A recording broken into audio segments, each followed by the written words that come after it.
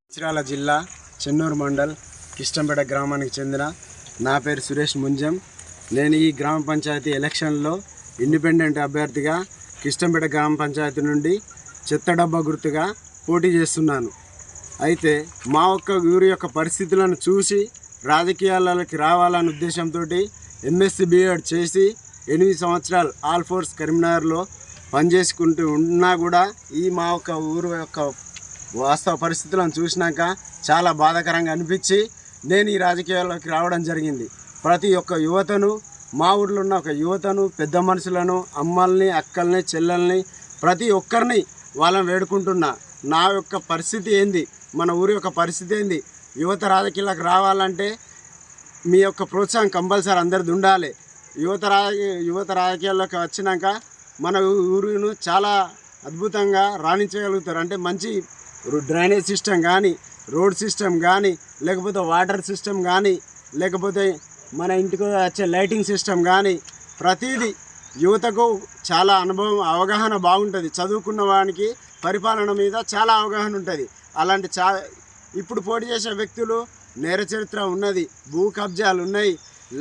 మొన్ననే జైలుకు వచ్చిన అభ్యర్థులను గవర్నమెంట్ ప్రోత్సహించి పార్టీ నుంచి టికెట్ ఇస్తున్నారు. ఇలాంటి క్యాండిడేట్లు ఉన్నారు ఇప్పుడు సర్పంచ్ అభ్యర్థులుగా.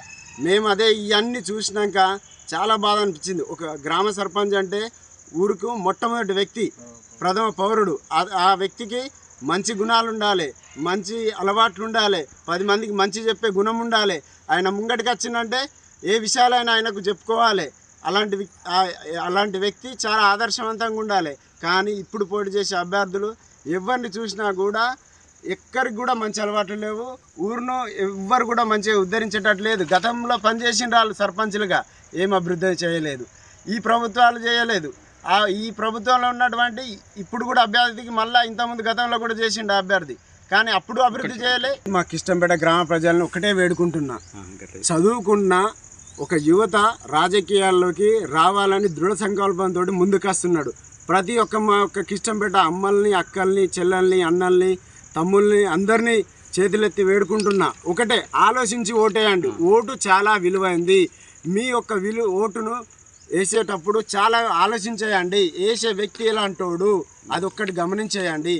ఓటుకు ఒక విలువ వేస్తే ఆ ఓటు యొక్క విలువ పెరగాలే కానీ ఓటు ఒక విలువను తగ్గించే వ్యక్తులకు దయచేసి ఓటు వేయకండి. ఈ ఒక్క విషయాన్ని గమనించి కిష్టంపేట గ్రామ ప్రజలు ప్రతి ఒక్కరు ఆలోచించి ఓటేసే ముందు ఒక 5 సంవత్సరాలు పరిపాలించే సర్పంచి గురించి మన ఇంట్లో ఒక 5 నిమిషాలు చర్చించుకోండి. ఈ అభ్యర్థులు ఎట్లా అంటున్నారు, వీళ్ళకి ఓటేస్తే ఏ పరిస్థితులు ఉంటుంది అని ఒక 5 సంవత్సరాలు పరిపాలించే సర్పంచ్ కోసం మన ఇంట్లో కూర్చొని ఒక 5 నిమిషాలు ఆలోచన చేయండి. తమ్ముళ్ళు కానీ, అక్కలు కానీ, అమ్మ, నాన్న, ఇంట్లో కుటుంబంలో ప్రతి ఒక్కరు ఒక్క 5 నిమిషాలు మీ ఉన్న పనులల్లో ఒక 5 నిమిషాలు కేటాయించండి.